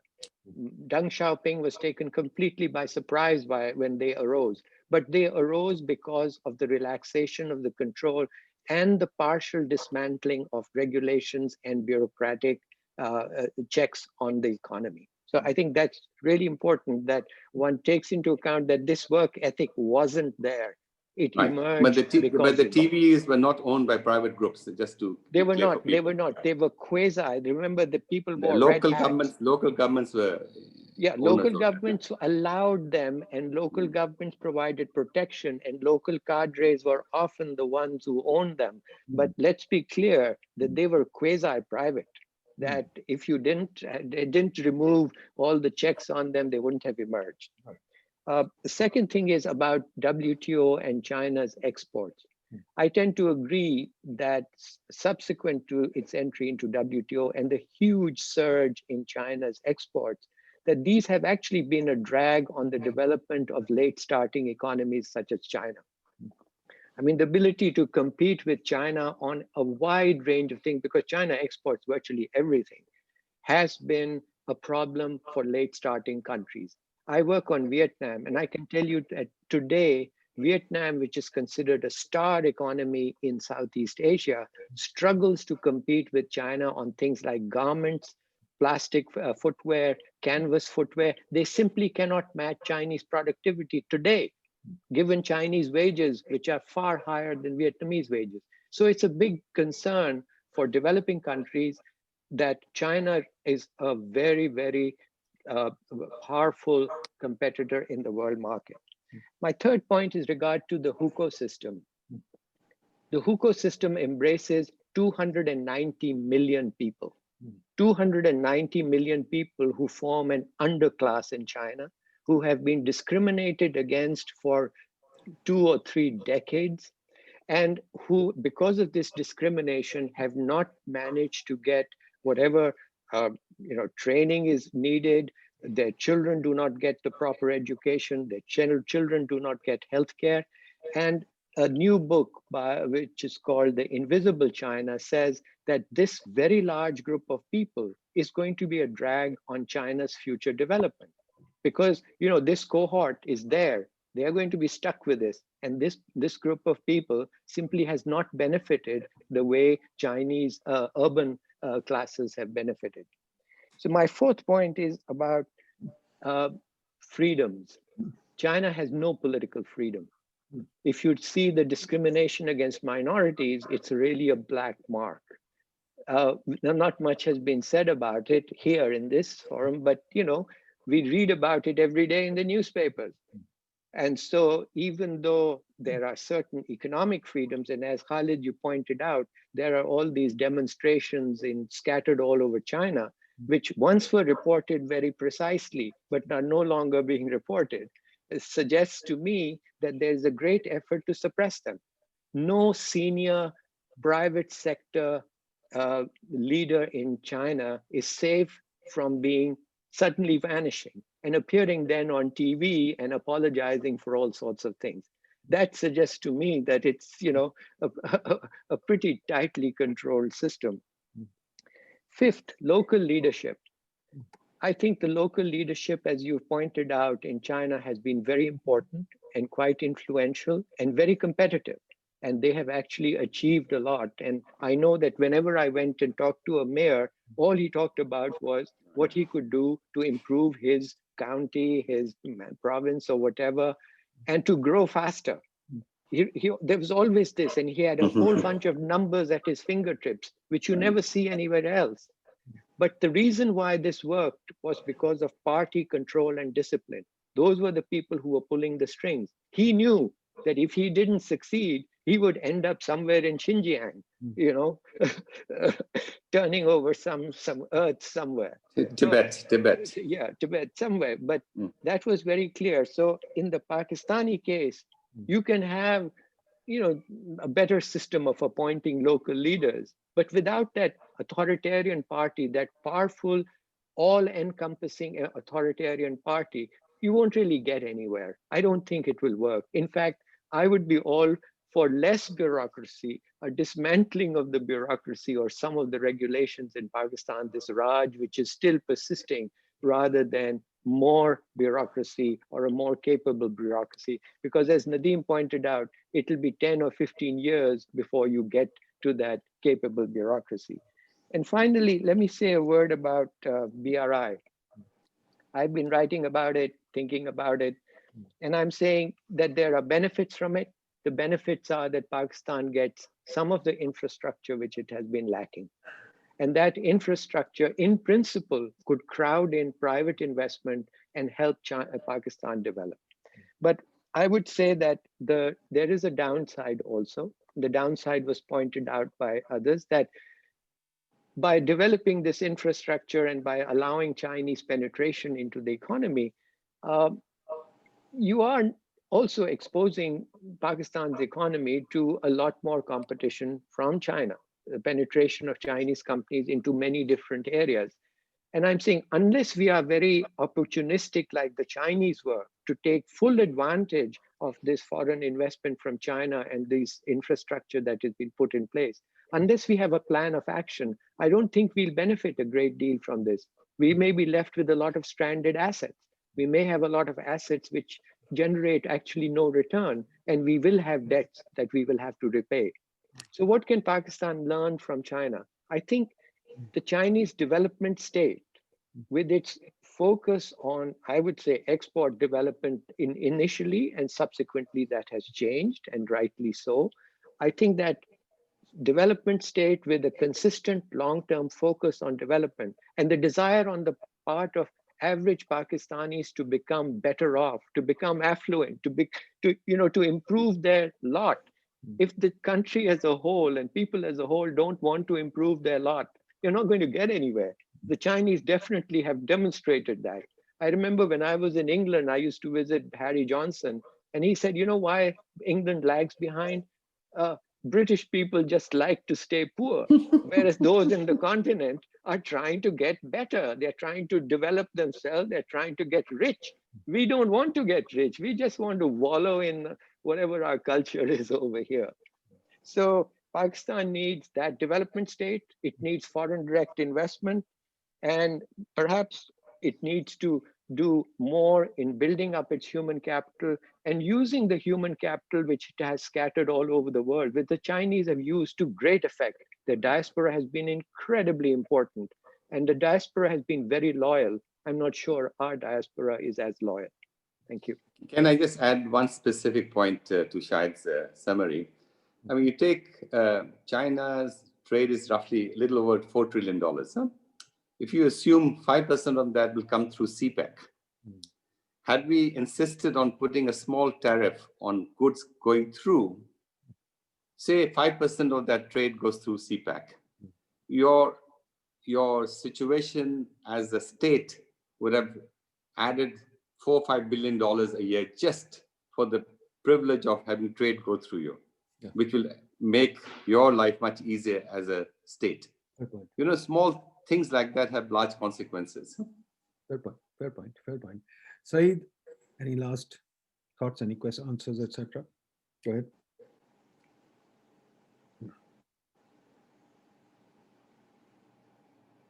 Is Saeed there? Sir, Saeed is disconnected at the moment. Okay, fair enough. Okay, folks. I think we had a very thoughtful, very encouraging discussion. I don't know how to sum it up. All I can say is what I wrote in my book a while ago, that unfortunately the solution nowadays is an open economy. I don't worry so much about capital controls, Khalid, as I worry about thought controls or policy controls. We don't make any policy at all. Our policy is made by donors. Our policy. Yeah, neoclassicals don't worry about controls. I understand. No, I'm saying on the other side. I'm saying that quite frankly, I would add a Debro theorem 6, which would be close down the economy, undertake your own change, build your own state, and then open out, which is what China did. Unfortunately, the problem is, for the last 10 years, I can list this, and Shahid, maybe we should have a debate on this once. The NEPRA law was made by the USAID. The Competition Commission was made by the World Bank. The OGRA law was made by the World Bank. The central banking law was done by the IMF. The public financial management law was done by DFID and by Oxford Policy Management, and I can go on and on. All our laws are virtually written by donors. Our bureaucracy has gone to sleep. Our leadership has gone to sleep. They have no desire to think. They've gotten even lazier. We used to have a very good irrigation system in Shahid Sahib. You will remember Kirmani Sahib. I remember at many dinners, I pushed Kirmani Sahib into talking about the irrigation system. And his last words, I still remember, not last, whatever, his words before he died was, he said, look, we all ran away to the World Bank from the best irrigation system in the world because, hey, that's what the incentives were. And now we sit with an irrigation system, which a young girl recently has done she's in Stanford now. She's done a thesis on this, how irrigation system is totally dismantled, totally discouraged, and kind of now not functioning at all. So we have all kinds of problems arising. So the issue that I wrote in my book too is that, look, for God's sakes, we have to develop a thoughtful government, which is what you're saying. China developed a thoughtful government. China went through its cultural change behind closed doors, and it did. And China started making its own. All of you have worked in China. I worked a little bit in China, not too much, but I used to go there for training. And I saw that those guys behave very, very differently from us. They learned from us, but they did not follow us. They didn't take our laws and just take them to parliament. We are caught in the best practice trap. For example, Shahid, thanks to the World Bank and the IFC, we have just made a mortgage refinance corporation. So we have made a Fannie Mae in Pakistan now. 10 years down the road, when there is a crisis, you people will sit there and tell us, oh, how stupid we were. Why did we make the Fannie Mae? But I can tell you for a fact, when I was in the Planning Commission, I wrote a strong note against it. I killed it. But you can't kill donors. They come back. They're like a hydra-headed, whatever monster. They develop a new head and they turn up. So if we are going to develop new agencies all the time, we keep fragmenting the government further and further. The government has very little incentive to do anything. Now everybody in the government is dispirited, nothing will happen. So how do we develop? I think we have to take the Chinese approach. Deep cultural change at home. What leader will do it? I have no idea. How will it happen? I don't know. And then heads must roll. Cultural revolution lost a lot of people. Heads must roll. But I take what you're saying. China did it its own way. It did not follow anybody else. It did it its own way. It problem solved. It moved forward flexibly. It innovated. It looked after its own interest. And I think that's very good. For those of my friends who say follow China and there's a China model, I hope they will have learned from this webinar that the China model is hard to follow. It's a very intriguing model, very good model, but it's very hard for us to follow unless we change ourselves. So thank you very much, folks. I've enjoyed it enormously. We will, inshallah, call you again to do something else with us. Thank you. All the best, folks. Khuda Hafiz. Thank you, Nadeem. That was very organized. Thank you. Bye-bye. Bye, Shahid. Bye-bye.